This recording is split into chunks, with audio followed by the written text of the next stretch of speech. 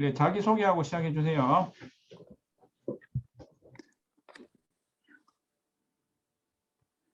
네, 저는 PK8조 2018-10350 주진환입니다. 네, 이제 발표를 시작하도록 하겠습니다. 발표 주제는 Principle of Immunosuppression in the Management of Kidney Disease로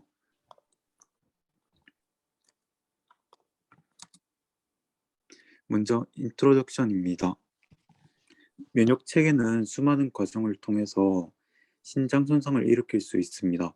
그래서 이를 줄이기 위해서 면역 억제제가 사용이 되고, 이때 디지즈를 컨트롤할 수 있는 것과 트리트먼트 릴레이티드 어드버스 이벤트 사이에서 적절한 균형을 이루는 것이 가장 중요합니다.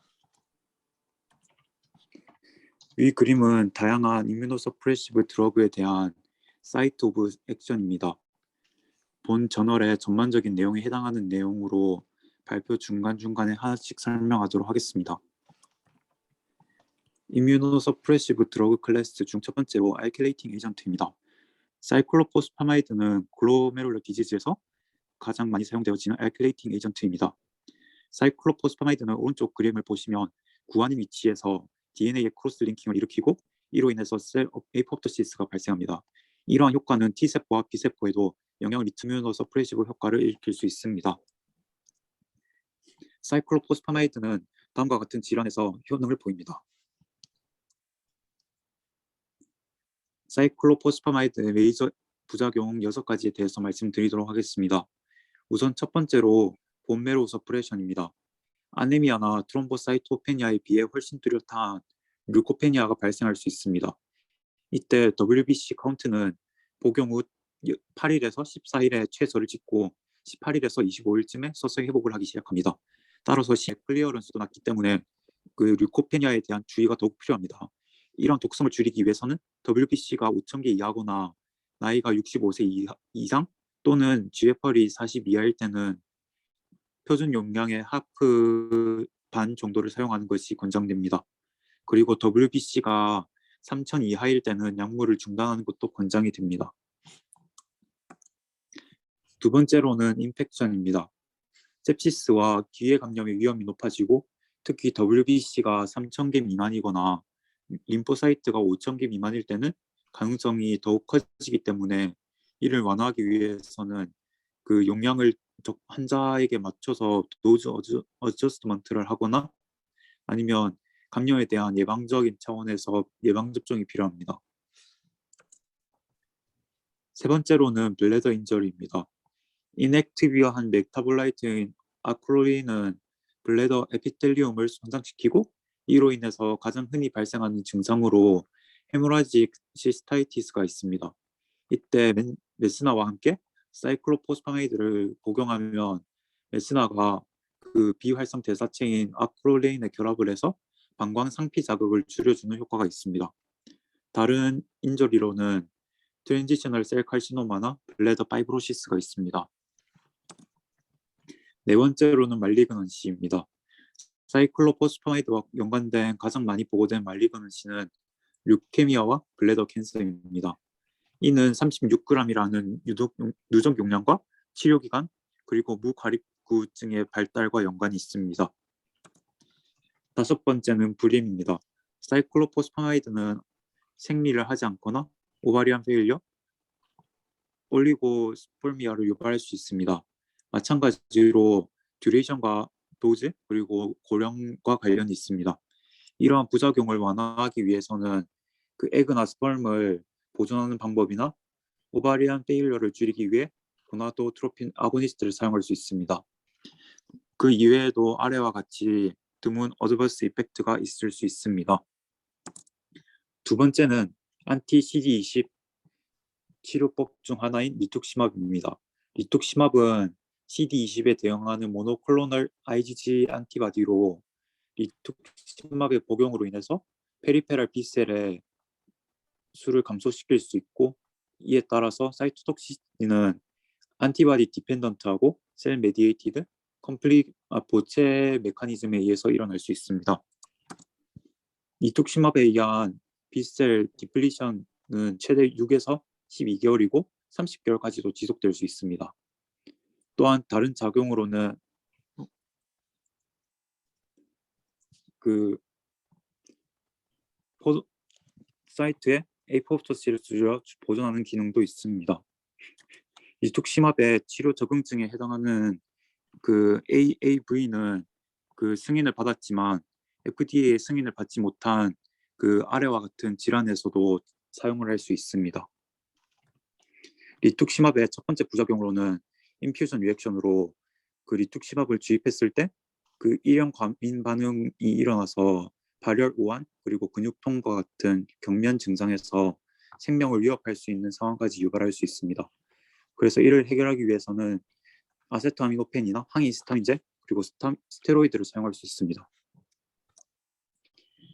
리투크시맙의 또 다른 부작용으로 레이트 온셋한 뉴트로페니아가 발생할 수 있습니다. 이는 한 달 이상 ANC가 1.0 곱하기 10의 9승 per 리터인 경우로 정의가 되고 치료 종결 이후에 38일에서 175일 이후에 나타나고 5일에서 77일 정도 지속된 것으로 알려져 있습니다. 세 번째로 리투크시맙을 치료받은 약 30%의 사람은 하이포감마글로불린네미아를 경험할 수 있습니다. 이는 이전에 사이코포스파마이드에 사용한 과거력이 있거나 아니면 스테로이드를 사용하거나 아니면 AAV를 진단받은 적이 있거나 아니면 IgG 레벨이 정상치보다 낮은 경우와 관련이 있습니다. IgG 레벨의 감소는 심각함은 다음과 같은 정도에 따라서 결정되어야 합니다. 네 번째로 리투크시맙의 사용에 따라서 인펙션 위험도도 증가할 수 있습니다. 특히 아래 두 질환에 관련돼서 살펴보면 그 PJP의 경우에는 리투크시맙을 사용할 때 인펙션과 모탈리티가 중요하기 때문에 그 PJP를 예방할 수 있는 프로필락시스를 하는 것이 중요합니다. 그리고 HBV 리액티베이션도 가능하기 때문에 리투크시맙을 사용하기 전 그 간염에 대한 스크리닝 검사를 하는 것이 권장됩니다. HBS 안티젠과 안티-HBCC가 양성인 환자의 경우에는 리투크시맙을 시작하기 전 약 7일 동안 항바이러스 약물로 프로필락시스를 하는 것이 권장됩니다. 그리고 HBV 인펙션에서 회복된 경우에도 ALT와 HBV DNA 수치를 매 3개월마다 모니터링을 해야 합니다. 다섯 번째로 프로그레시브 멀티포칼 류코엔세팔로파시입니다. 이는 리투크시맙과 관련되지만 매우 드물고 치명적인 CNS 합병증입니다. JC 바이러스의 재활성화로 인해서 발생할 수 있고 인지 기능의 저하, 그리고 보행 기능의 불안정성, 그리고 뉴럴로직 디피시스를 보일 수 있습니다. 진단하는 방법으로는 특징적인 MRI와 그 CSF 스터디를 통해 확인할 수 있습니다. 다음은 새로운 안티-CD20 치료 방법으로 오비누춤압이 등장하였습니다. 이는 리투시맙과 다른 CD20 에피톱을 타겟으로 하기 때문에 에이포프토틱 리스폰스를 통해 더 나은 B셀 사이토톡시티를 보입니다. 이에 따라 FDA에서는 루푸스 네프라이티스에 대한 테라피로 지정받았고 아직 승인받지는 않았지만 멤브레이너스 네프로파티에서도 사용할 수 있습니다. 다음은 안티메타볼라이트에 대해서 말씀드리도록 하겠습니다. 메이저 안티메타볼라이트에는 MMF와 아자티오프라인이 있는데 그 둘의 작용 기전은 다르지만 둘 다 뉴클레오타이드 신테시스를 억제한다는 점에서 동일합니다. 특히 림프부의 경우에는 앞에서 나온 MMF와 아자티오프라인에 대해서 매우 민감한 반응을 나타냅니다. MMF의 작용 기전으로는 다음과 같습니다. 프로드럭 상태의 MMF가 안티메타볼라이트 상태의 MPA로 전환되면 이노신 모노포스페이트 디하이드로게네이즈를 억제하여 그 앞에서 말씀드린 작용을 할 수 있습니다. MMF의 적용증으로는 다음과 같은 질환들이 있습니다. 또한 MMF를 시작한 뒤 약 1주에서 2주 뒤에 CBC를 시행하는 것이 권장되고 매 6주에서 8주마다 모니터링을 해야 합니다. 아자티오프라인이 두 번째로 있습니다. 이는 6멀캅터 퓨린 아날로그로 작용을 해서 그 드노보 퓨린 신테시스를 억제합니다. 이에 따라서 세포 주기의 어레스트와 인터로킨 2 시크리션의 감소 작용을 나타내게 됩니다. 아자티오프라인의 경우에는 제네티컬한 폴리몰피즘에 따라 다른 대사 과정을 거칠 수 있습니다. TPMT라는 유전자의 결핍시 6디오 구아닌 뉴클레오타이드와 6메틸 멀캅터퓨린의 축적이 증가하고 이로 인해서 헤마톨로지컬 톡시시티와 그 간독성을 유발할 수 있습니다. NUD1호의 경우에는 퓨어 메타볼라이저 페노타입을 유발할 수 있습니다. 따라서 아자티오프라인을 시작하기 전 제노타이핑과 펑셔널 엔자임 에세이를 통해 이러한 유전자가 있는지 확인하는 것이 권고됩니다. 그리고 네 번째로는 콜티코스테로이드입니다. 콜티코스테로이드가 포도사이트에 미치는 영향은 90분 이내와 24시간 이내로 나눌 수 있습니다. 90분 이내의 경우에는 면역 억제 효과가 나타나고 24시간 이내에는 항염증 프로틴의 발현은 감소하고 그 항염증 프로틴의 분비는 증가하게 됩니다. 그 콜티코스테로이드에 의해 포도사이트가 영향을 받는 네 가지 기전이 있는데 일단 첫 번째로는 액틴 필라멘트를 안정화시켜서 포도사이트의 모빌리티를 감소시킵니다. 그리고 두 번째로는 포도사이트의 디태치먼트를 억제하고 그리고 세 번째로는 염증성 단백질의 발현을 감소하기 때문에 포도사이트의 생존율이 증가하게 됩니다. 그리고 마지막으로는 그 발돌기 프로세스가 떨어지는 것을 줄여줍니다. 콜티코스테로이드를 사용할 수 있는 질환에는 MCD, FSGS, AAV, 루푸스 신염, 그리고 IgA 신염이 있습니다. 콜티코스테로이드를 사용함에 있어 나타날 수 있는 부작용에는 그 메타볼릭과 엔도크라인 영역에서는 당뇨병, 고혈압, 그리고 고지혈증이 있으며 감염의 경우에는 지역사회 감염 아니면 기회 감염이 있을 수 있습니다. 그리고 근골격계 질환과 관련돼 있어서는 근육통과 골다공증이 생길 수 있으며 위장관 계통에서는 펩틱 얼서가 발생할 수 있습니다. 그리고 정신과와 안과 영역에서는 백내장이 발생할 수 있습니다. 다섯 번째로 이뮤노모듈레이터리 드럭스를 사용할 수 있습니다. 이뮤노모듈레이터리지만 항염증 작용을 일으킬 수 있는 작용 기전으로는 다음과 같이 있습니다. IV가 이뮤노글로불린이 그 FCR 리셉터와 결합을 하게 되면 결합하지 않은 이뮤노글로불린이 그 침착이 됩니다. 이로 인해서 그 레귤레이터리 T셀은 증가하고 염증성 T 헬퍼 셀의 경우에는 발현이 억제가 돼서 염증으로 인한 질환의 발생이 좀 지연되게 됩니다. 그리고 보체인 C3B와 결합을 하게 되는데 C3B에 의한 활성을 억제시켜서 보체에 의한 면역 반응도 억제할 수 있습니다. 그리고 그 면역 반응을 일으키는 모노사이트와 사이토카인과 또 결합을 해서 이를 중화시켜서 염증 반응을 또 감소시킬 수 있습니다. IVIG의 그 이미디에이터한 부작용에 네 가지가 있으며 첫 번째로는 그 IVIG를 주입할 때 감기와 같은 증상이 나타날 수 있으며 두 번째로는 부정맥과 저혈압이 발생할 수 있습니다. 그리고 세 번째로는 습진 그리고 간지럼 그리고 태선화된 피부염과 같은 피부 질환이 나타날 수 있고 그 수혈 과정에서 렁 인저리가 발생할 수 있는데 이 경우에는 가장 심각한 부작용으로서 심한 경우에는 그 기계 환기가 필요할 수도 있습니다.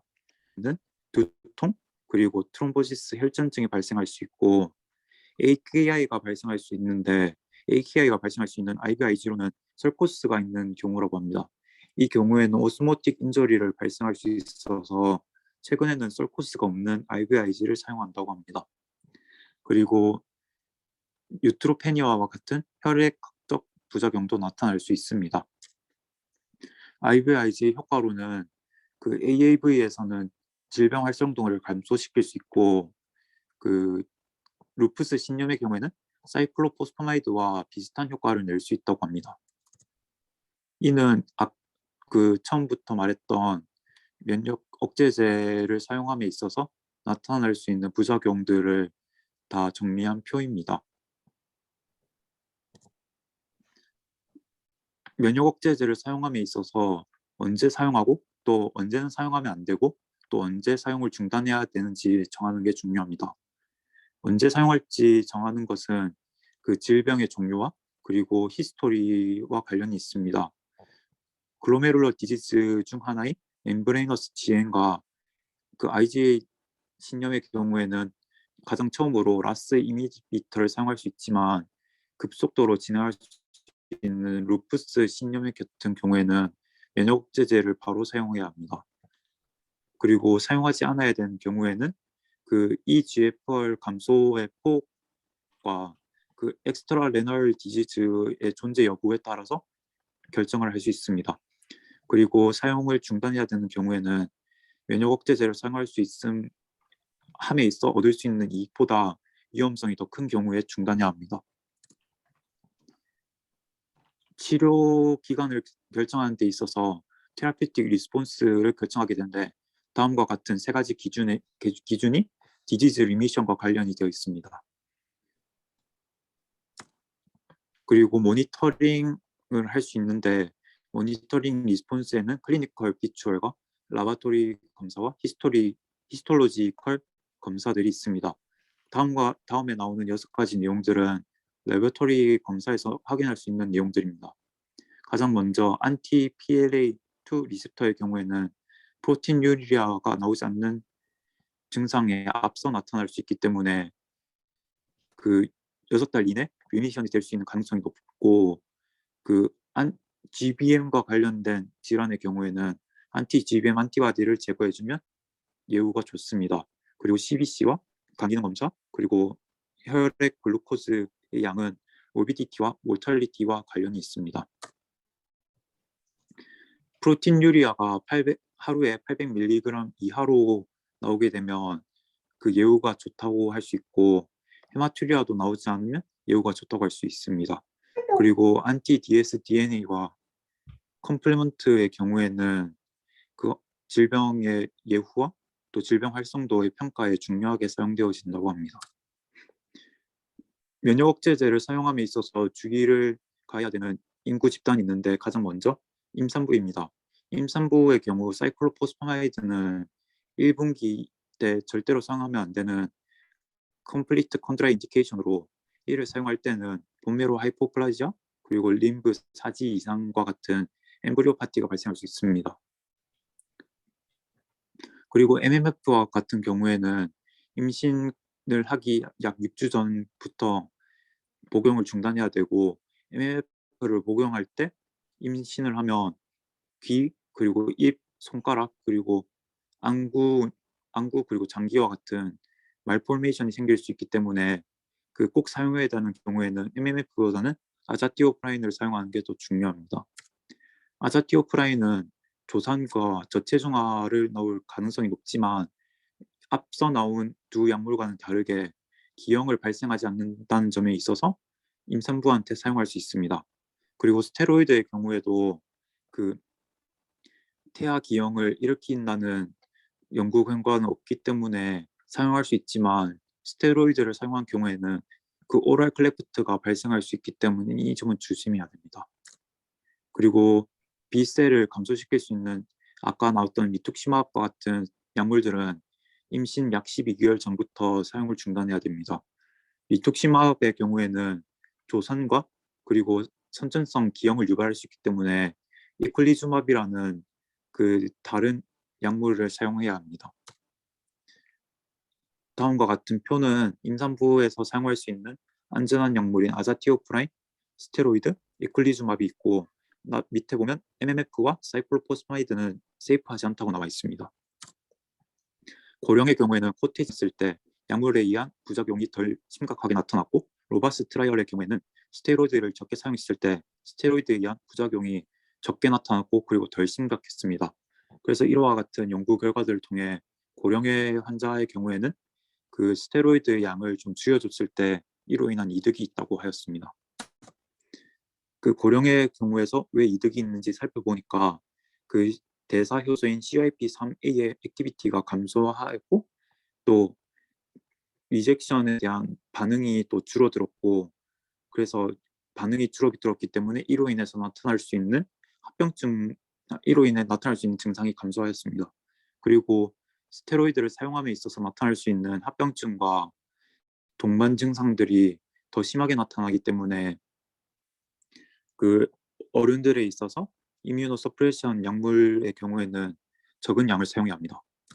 그리고 투석 중인 환자의 경우에 있어서는 에펙스 트라이얼의 경우에는 그 면역 억제제를 사용할 때 몰탈리티가 더 높게 나타났고, 팩시바스 트라이얼의 경우에는 스테로이드를 적게 사용했을 때 부작용이 좀 더 적게 나타났다고 하였습니다. 그래서 투석 환자에 있어서도 앞서 나왔던 사례와 같이 면역 억제제를 좀 줄여서 사용하는 것이 권장됩니다. 네, 여기까지 발표가 끝났습니다. 감사합니다. 예, 잘 봐주셔서 감사합니다.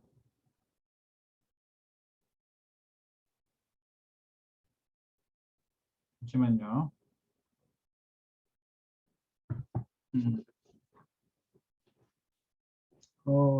콩팥 질환이 있을 때 면역 억제제 종류에 대해서 잘 정리해 주셔서 감사합니다.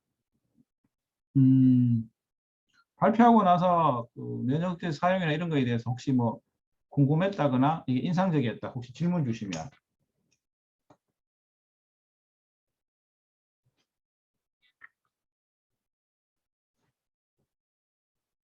이 그림 하세요.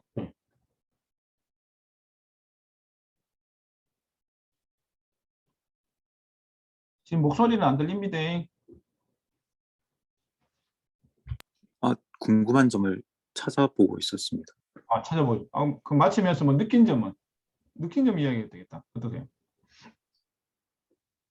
일반적으로 그 그 면역 억제제를 사용하면 그 사용하지 않음에보다 더 좋은 효과를 일으킬 수 있다고 생각을 했는데, 이게 모든 사람한테 적용되는 게 아니라 특정 환자에 있어서는 면역 억제제를 덜 사용하는 것이 더 좋은 효과를 이끌어낼 수 있다는 점을 알게 됐고, 그 이러한 효과를 나타내는 사람들이 투석을 하는 사람, 그리고 노인, 고령 환자가 있다는 것을 이 기회를 통해 알게 되어서, 혹시라도 제가 의료인이 돼서 면역 억제제를 사용했을 때 이러한 환자군이 있을 때는 이 부분을 더 유념을 해서 처방을 할 수 있을 것 같습니다.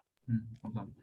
유아리 선생님 어떠세요? 네, 저도 그 공부할 때 항상 시험 공부 같은 거 할 때 면역 억제제를 어떤 종류를 그냥 사용한다 이 정도로만 늘 그냥 공부했었는데, 이번에 저널 공부해 보니까 생각보다 면역 억제제가 작용하는 기전을 알고 나니까 좀 더 이해도 잘 되고, 또 그냥 마냥 사용한다 안 한다가 아니라 어떨 때는 뭐 해프 도즈를 사용한다, 어떨 때 중단한다, 이렇게 각각 크라이테리아에 따라서 사용하는 게 달라져서 좀 더 자세하게 알 수 있어서 다음에 도움이 많이 될 것 같습니다, 교수님. 일단은 저도 공유해 볼게요. 화면 보입니까? 네, 보입니다, 교수님. 네, 교수님.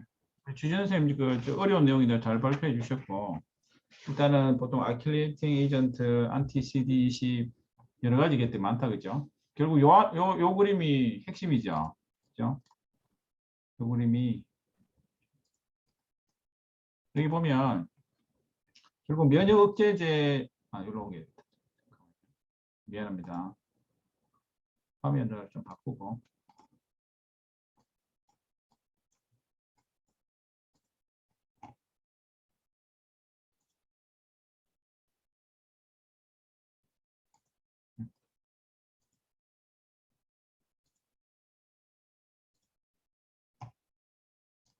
보이시나요? 네, 네, 교수님. 보입니다, 교수님. 잠시만요. 이게 잘안 되냐.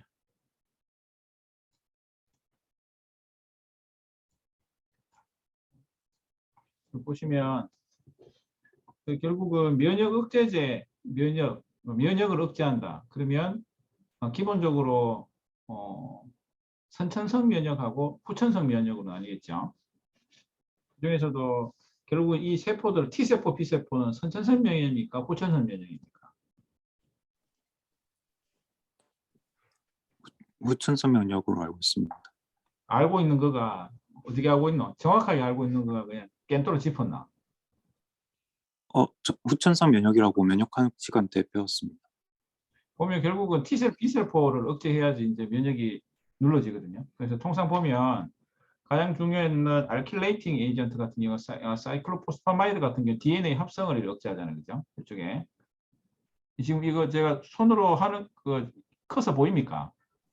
네, 보입니다, 네, 교수님. 보입니다. 그다음 두 번째로는 그러니까 T세포부터 봅시다. T세포의 주된 특히 그 신장 이식 또 면역의 키 세 개를 보면 첫 번째 여기는 언급이 안 되는데 칼시유린 이니비터라고 사이클로스포린 많이 들어봤죠.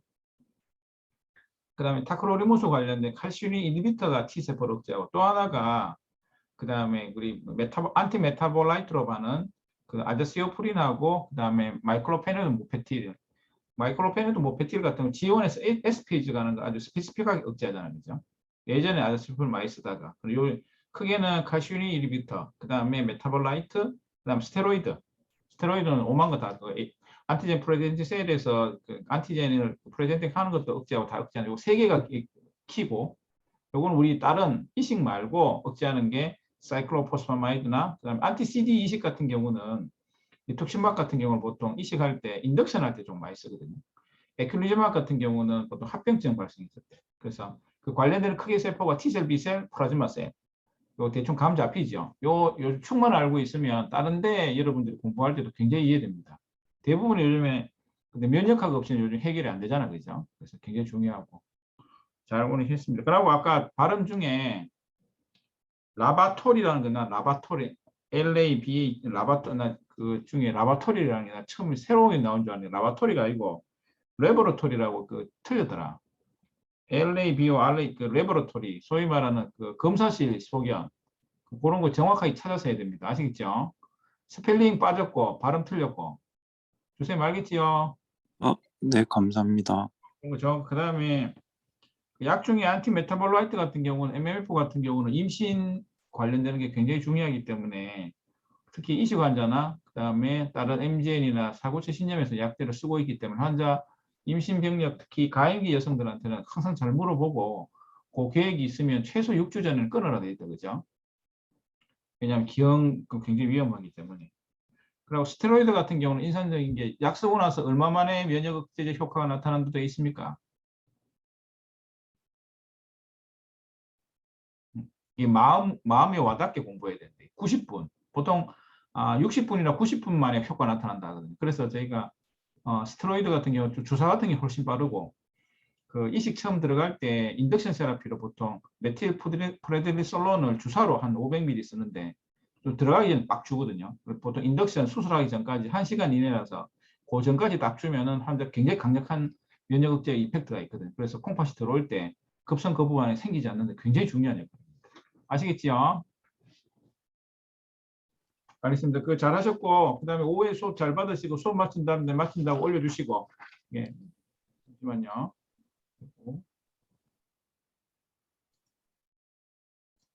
다른 질문 없으시죠? 네, 교수님. 예, 수고하셨고 오늘 그러면 컨퍼런스 마치겠습니다.